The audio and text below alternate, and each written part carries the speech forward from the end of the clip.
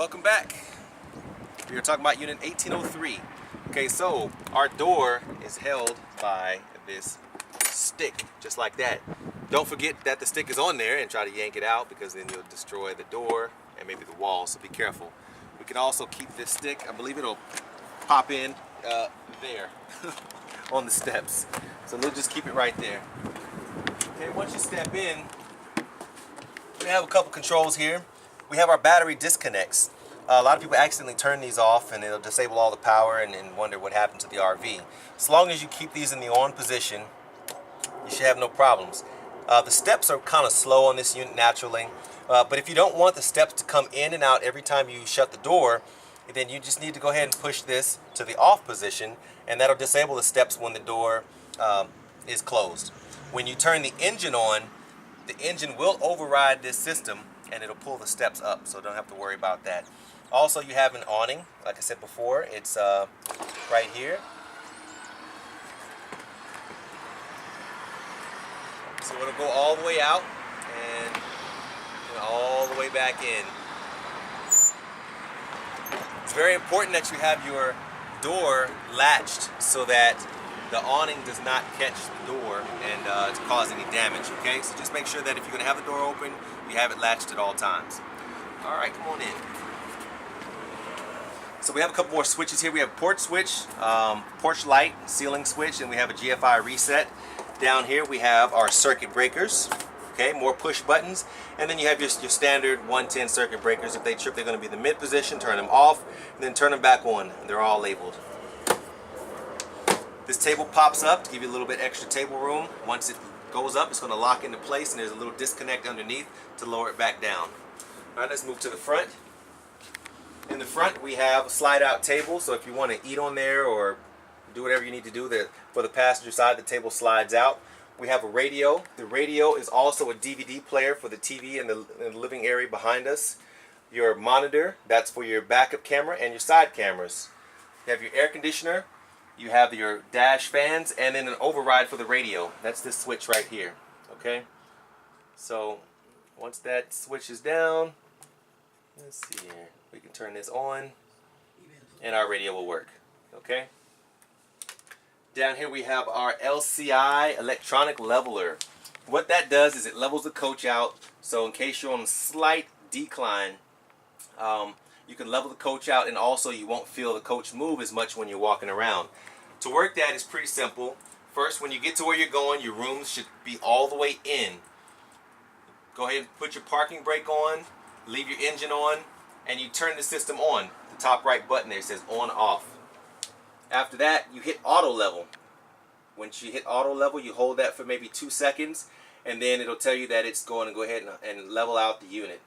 Wait about 2 or 3 minutes. You'll hear the hydraulics doing their thing. Once it's all done, it may give you a beep, and then you can turn your engine off and run all 3 rooms out. Okay. You have up here, you have your cruise control. On the left side, you have the dash controls, your light, and your mirror. Your mirrors are electric and heated. That's where it says jack down. The button below it is the heated part. And then the one next to it to the right is your battery boost. It has a little symbol of a car battery on it, and what that does is if you left the lights on or your engine battery died, you hold that button and crank the engine at the same time, and this second set of batteries that are in here will give you a jump. If that doesn't work, then you'll probably have to get a jump from another vehicle. Alright. When you are moving your slides back, the controls are over there, and you should be actively watching when the slides move in and out. Before this slide moves out, you need to make sure that it is clear of the driver's seat. So if you're a little bit taller and you lean back, make sure you lean your seat forward so that when the slide comes in, it does not damage anymore the back of the chair. This is a brand new piece of damage, and we don't want this to get any worse. So please be careful, okay, when you're coming through and letting your slides out. To let your bed out, take these off.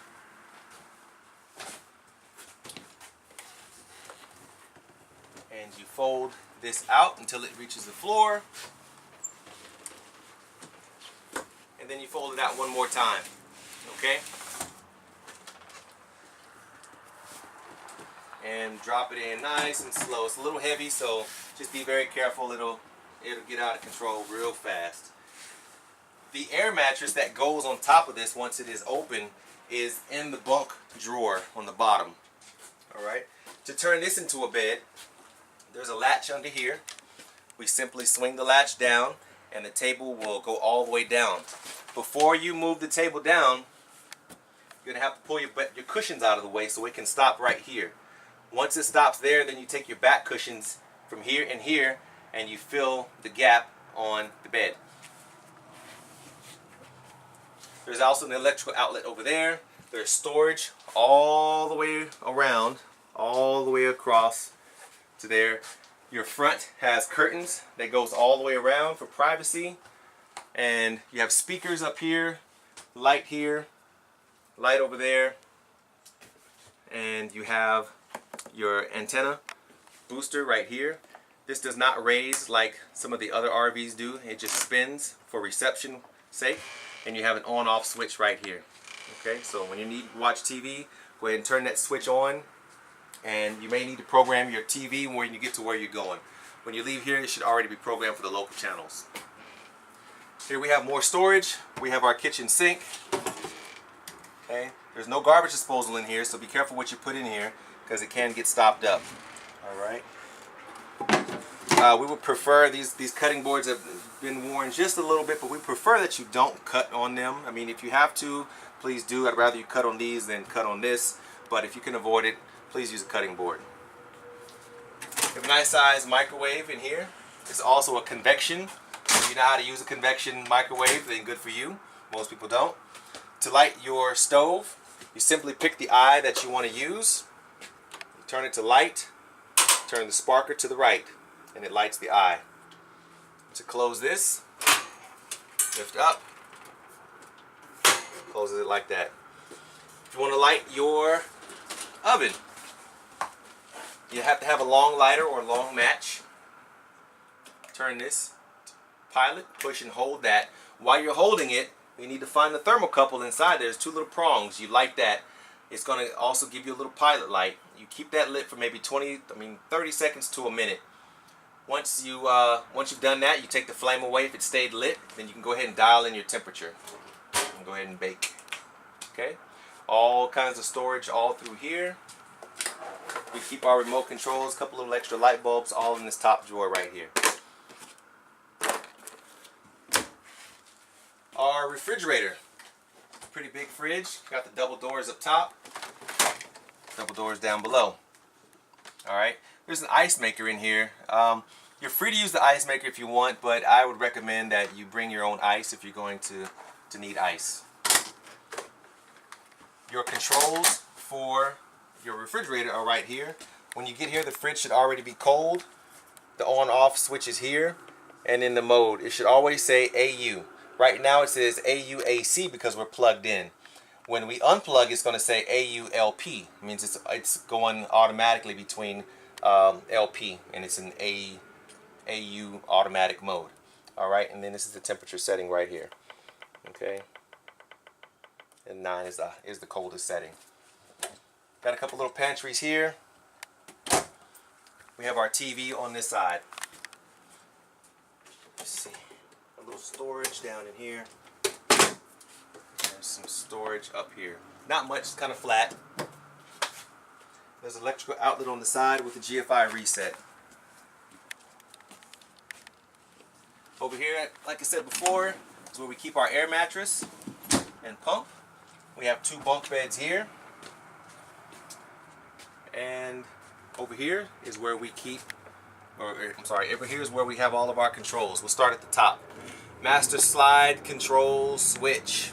So if you have small kids or whatever, they put the button up here high so that you can turn off all of your slides from being moved. I would just leave it alone. A lot of people forget that they've turned it off, and when the slides don't work, then they start getting nervous. So just leave it in the on position. It's pretty high up there. Please don't take the key out. If you want to move the slides out, please again look at your driver's side. Make sure your driver's chair is moved forward. Then you can do this driver's side front and roll the room out. It's already out now, so we're not going to do that. And you got your passenger side rear, That's the one behind us, and your driver's side rear, and that's the one over here. So run the rooms in, run the rooms out, do as you need to, but just make sure you have your hydraulics down. For water, for your water heater, you have an electric water heater. If you're in the middle of summer and you're plugged in at a campsite, you're more than welcome to use their electricity to heat your water. If not, we have the water heater that's used with propane right here. It's got the little green light on it. If you use this, it's going to take about 20 minutes to heat your hot water or heat your water up. This one here may take just a little bit longer. We also have our black waste level selector. You have the front and rear and bath and galley. So to test all your black levels and gray levels, you're going to hit level test. Your light's going to come on. All right, black water, gray water. To switch them over, hit both switches, test level again, black water, gray water. And that was for the front bathroom, the rear bathroom, and your kitchen, your galley area. All right.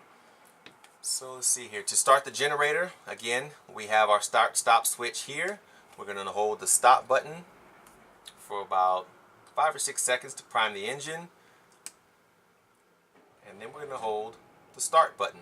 When the lights come on, that means the generator is all the way on. Okay.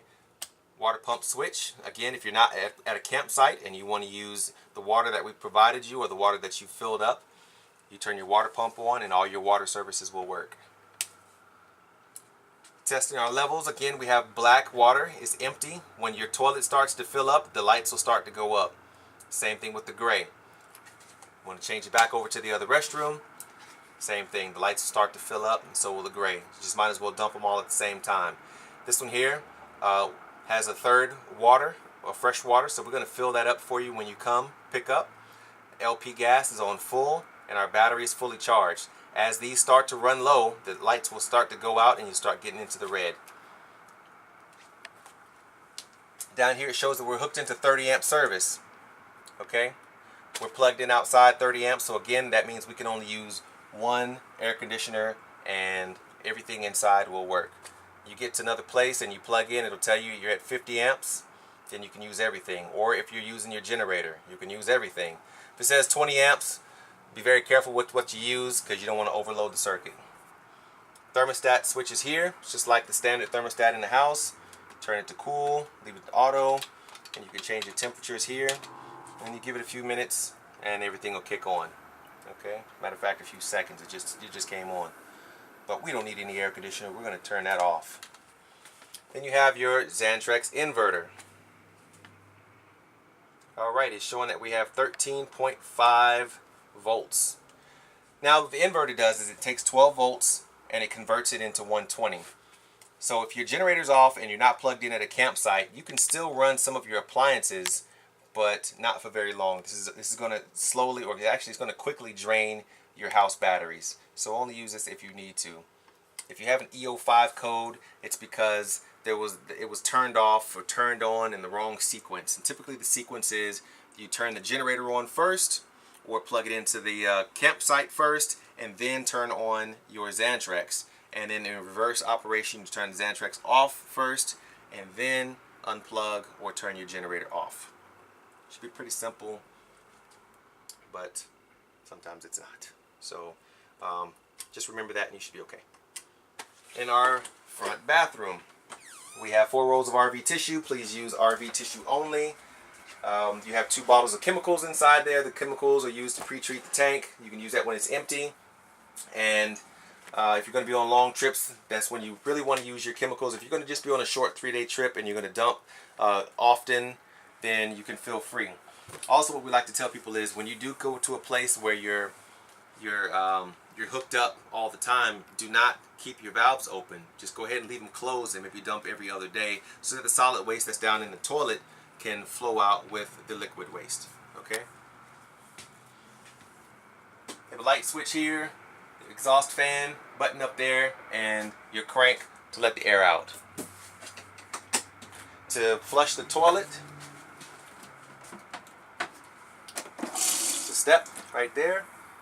If you do a little slow, it's supposed to fill up the water, but it's actually our water pump is off right now. But if you push the button, it'll start to fill it up with water, and then when you push it all the way, then it'll drain it all the way out. Okay. You also have a water pump switch right here in case you forget to turn the water pump on. In the rear, we have our bedroom.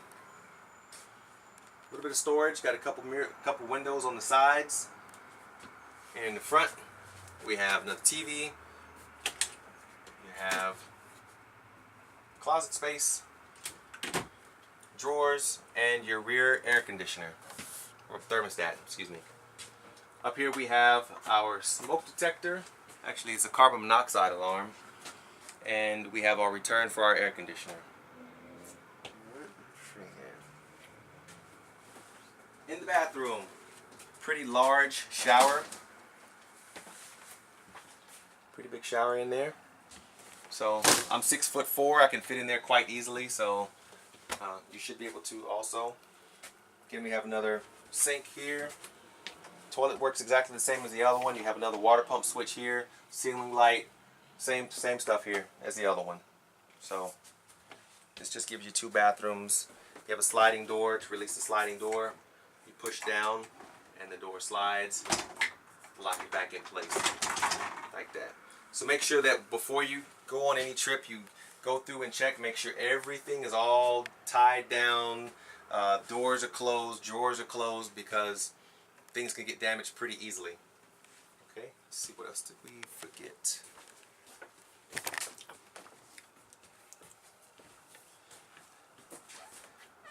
There, let's see here. I think that's it. We have another fan up here. And I think we've pretty much covered everything. Once you get here, if you have any more questions, please don't hesitate to ask. I think there's anything else. Nope, that's it. Yep, just when you get here, please ask us any questions that you may have. We'll be glad to help you out. Other than that, have a good day.